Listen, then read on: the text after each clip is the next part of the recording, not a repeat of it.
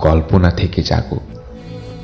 পরিকল্পনা মাফিক কিছুই হয় না এই অভিশপ্ত পৃথিবীতে।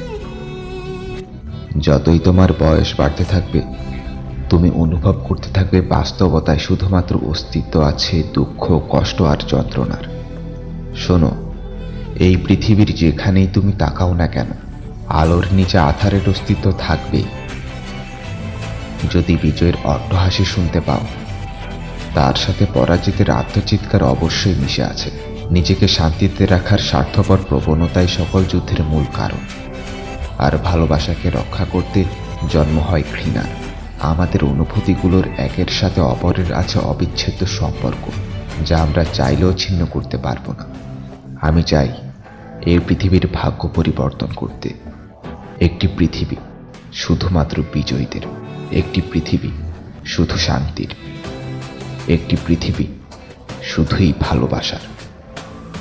আমি সেই পৃথিবী তৈরি করব। আমি হলাম উচিহাদের প্রেতাত্মা।